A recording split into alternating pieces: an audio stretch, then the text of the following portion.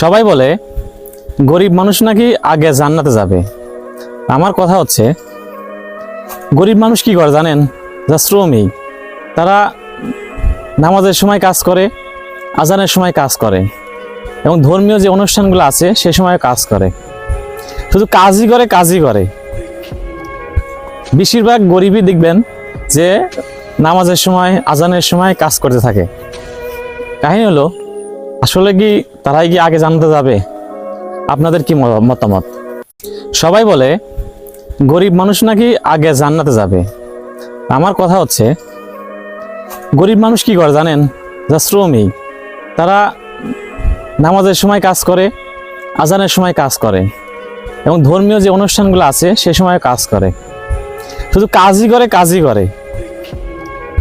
বেশিরভাগ গরিবই দেখবেন যে নামাজের সময় আজানের সময় কাজ করতে থাকে। কাহিনী হলো, আসলে কি তারাই কি আগে জানতে যাবে? আপনাদের কি মতামত?